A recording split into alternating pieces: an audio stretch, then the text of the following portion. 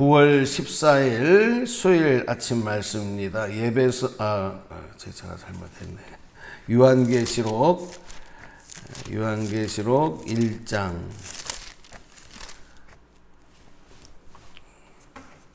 9절에서부터 몇 절까지냐?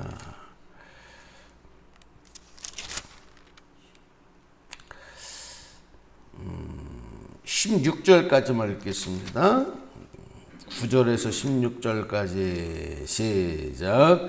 나 요한은 너희 형제요 예수의 환난과 나라와 참음에 동참하는 자라.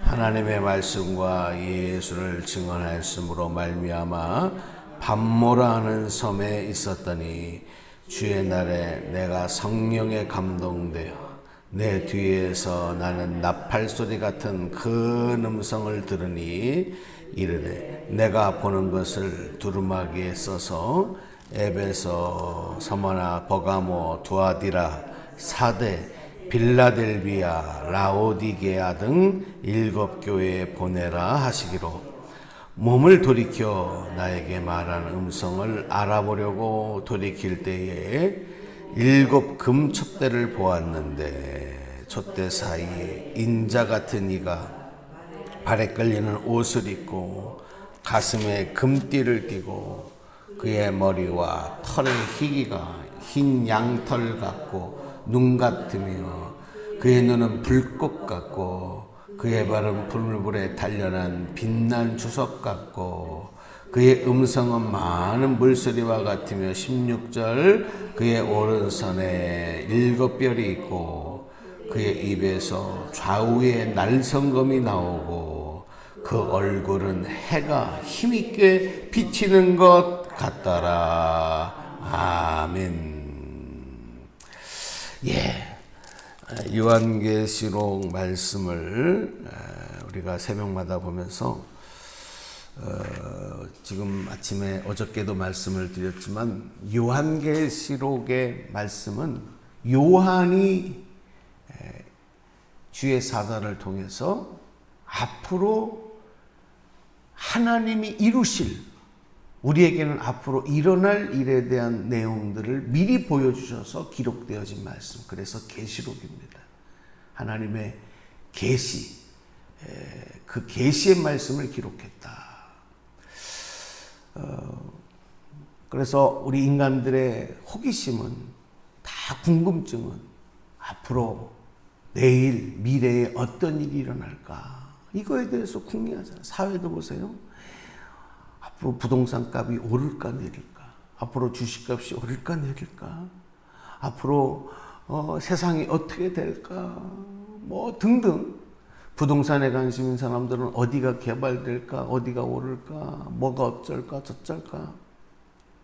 또 어떤 사람들은 내가 5년 뒤에 어떻게 될까, 3년 뒤에 어떻게 될까. 미래에 일어날 일에 대해서 다 관심들이 갖고 궁금증이 있어요. 이 계시록의 말씀은 그래서 오늘 우리의 호기심을 자극하기에도 아주 좋은 말씀이에요. 더군다나 2000년 전에 초림, 이 땅에 처음 오셔서 육신의 몸을 입고 오셔서 십자가에서 우리를 구원하신 예수님께서 다시 승천하실 때에 구름을 타고 내가 다시 올 거다. 재림에 대한 약속을 하셨거든요. 재림에 대한 약속을 하셨어요. 근데 분명히 하나님의 말씀은 반드시 응답이 되는데, 아멘입니까? 하나님의 말씀은 반드시 응답되는데 문제는 언제냐? 그분이 약속하신 재림, 다시 구름을 타고 이 땅에 오실 것이다. 어저께 말씀에는 7절에 뭐라 그랬어요? 7절. 다시 한번 복습하는 의미로 읽어보세요. 7절. 시작. 볼지어다 그가 구름을 타고 오시리라. 각 사람의 눈이 그를 보겠고 그를 찌른 자들도 볼 것이요 땅에 있는 모든 족속이 그로 말미암아 애곡하리니 그러하리라. 아멘.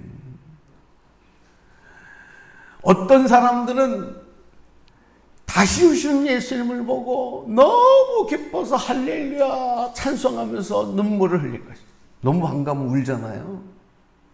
여러분 어떻게 주님 다시 오실 때 구름 타고 오신 주님을 보면 어떻게 할 것 같아? 우리 오자희 권사님 어떻게 하실 것 같아? 아직 안 겪어봐서 모르시겠죠. 너무 기뻐서 눈물이 나고. 저는 춤출 것 같아. 춤출 것 같아. 마라나타 예수님 할렐루야. 왜? 왜 우리 춤춰요? 그날이 우리에게는요 승리의 날이에요. 할렐루야. 믿는 자들에게는 우리는 구원의 보증을 받았잖아요. 그러니까 다시 오신 예수님이 그토록 기다리는 예수님이 더 이상 죽음과 눈물과 아픔과 고통이 없는 우리를 완전히 구원하실 주님이 이 땅에 다시 오시니 우리에게는 승리예요. 승리. 그 승리의 혼인잔치 우리가 참여하는 신부가 되니 얼마나 기뻐요. 할렐루야. 너무 기쁘면 우는 거예요. 너무 기쁘면 눈물이 날 것 같아. 그게 정상이에요. 정상이야. 그냥 소닥보듯이 어메 오셨나 누구야 이게 뭔 일이래. 구경뿐이 아니라 춤추며 찬송하며. 그런데 또 한편에서는 땅을 치며 두려워하며 슬퍼하며 우는 자들이 있어. 어떤 사람들이에요? 구원받지 못한 자들, 예수를 부인했던 자들. 그러니까 이 땅에서 모든 족속이 그런 말미암아 애곡하리니 그랬어요. 좋아서 울고 두려워서 울고. 그리고 그 오시는 주님을 모든 사람들이 다 본다 그랬어요. 구름 타고 오시는 주님. 그러니까 예수님은 분명히 다시 오시는데, 자 그러면 중요한 건 뭐냐? 그분이 언제 오시느냐? 이거 참 그날이 언제냐? 그러니까 요 그날이 언제냐? 이게 중요해요.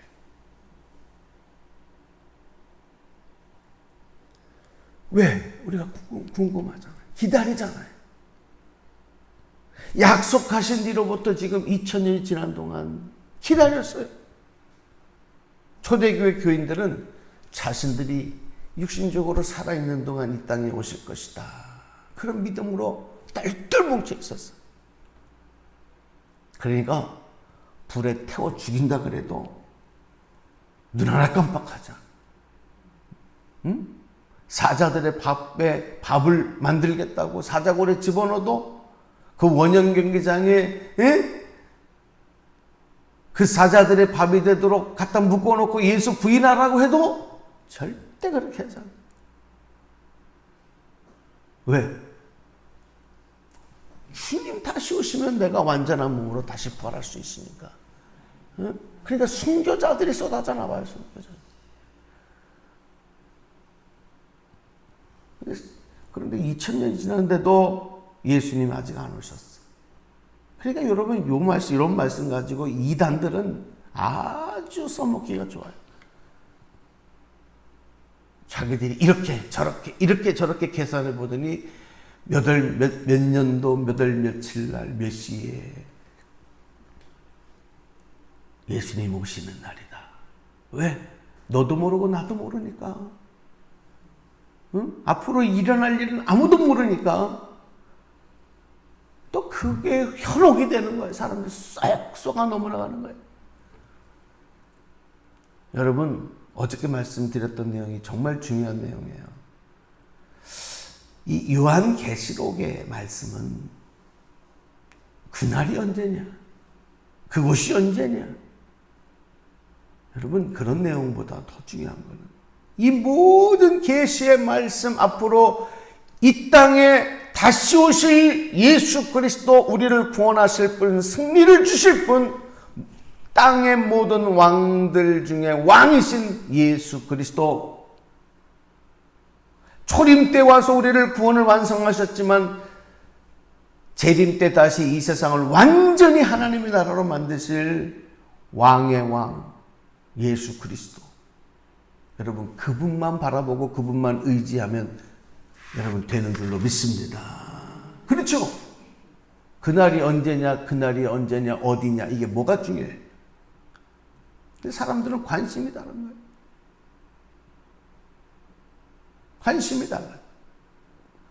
우리가 요한계시록을 통해서 오직 의지하고 붙잡을 분은 예수님 한 분만이신 줄로 믿습니다. 예수님에 대한 믿음만 똘똘 뭉쳐지면 되는 거예요. 다른 말에 속아 넘어가면 그거는 바보예요, 바보. 응? 저 이단들, 이만희를 비롯해서 이단의 교주들의 원하는 바를 채워주는 도구가 돼버리고 말아요. 이 성경 말씀을 통해서. 아니, 우리는 하나님, 예수님 한 번만. 자, 이 요한이 이 말씀을 기록할 때, 자, 상황이 어떤 상황에서 이 말씀을 기록했느냐 하는 내용을 오늘 본문에서 이제 기록을 하고 있는데, 9절에 보니까, 오늘 기도 제목을 여기서도 발견할 수 있어요. 자, 한번 소리내서 읽을게요. 시작.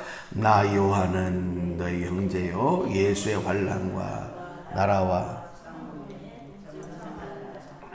하나님의 말씀과 예수를 증언하였으므로 말미암아 밤모라 하는 섬에 있었더니. 아멘. 이 계시록 말씀을 왜 주셨느냐 하면요, 당시에 요한을 비롯해서 그 당시 예수 믿는 그리스도인들이 너무너무 힘든 상황, 예수 믿는 것 때문에 박해를 당하고 고난을 당하고 죽고 목숨을 걸고 안전을 도모할 수가 없어요. 그런 상황에서 믿음을 지켜야 되는 상황.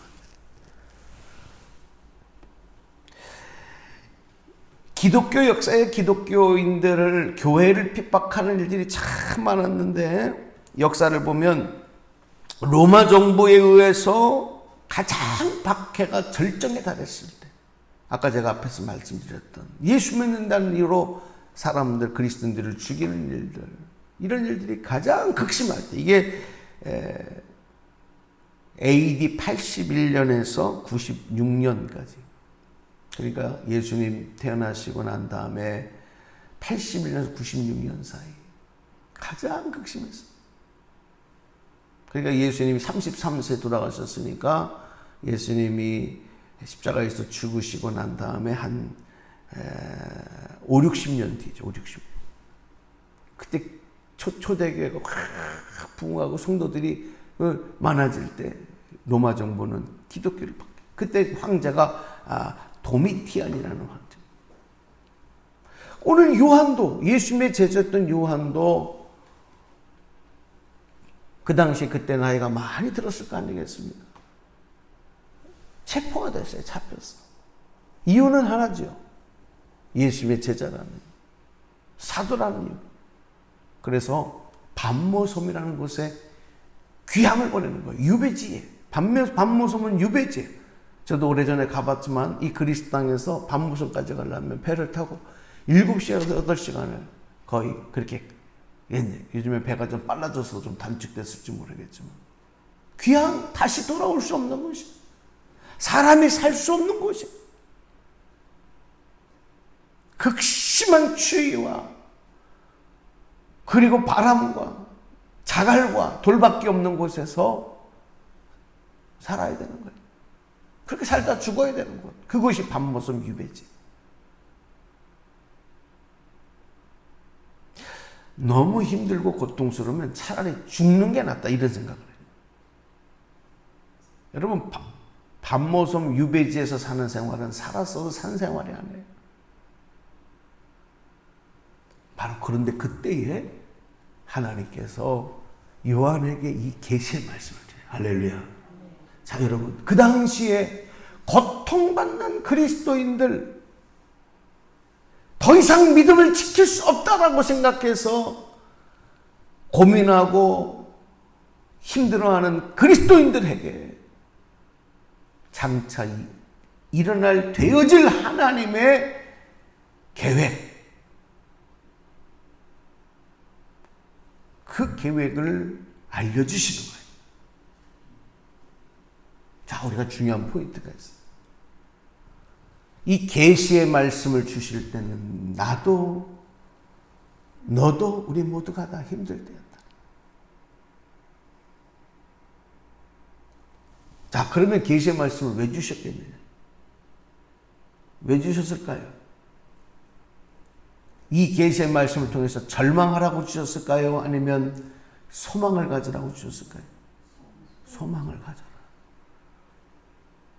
우리 그리스도인들에게, 믿음 있는 자들에게는 이 계시의 말씀을 붙잡고 이 어려움을 이겨내라.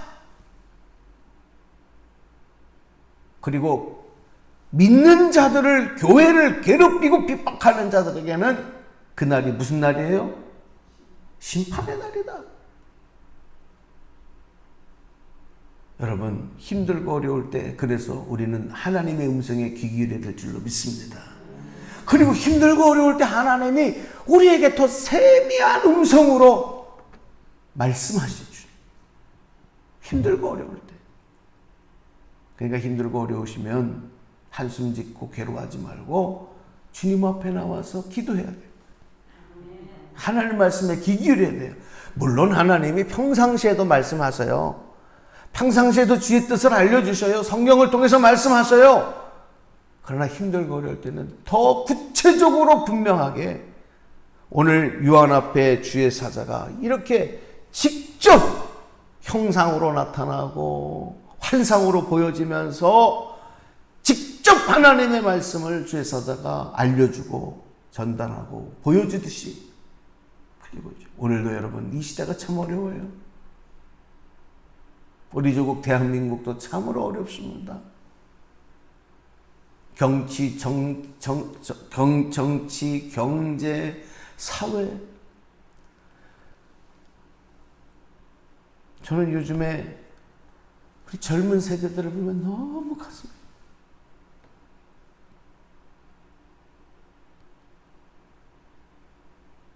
소망이 없잖아요. 젊은이. 소망이 없으니까 아이들을 안 낳잖아요.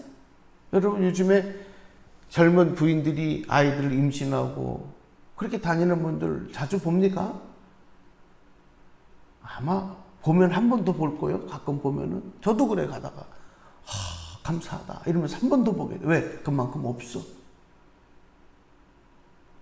애를 안 낳아. 아이를 안 낳아. 결혼들을 안 해. 못해.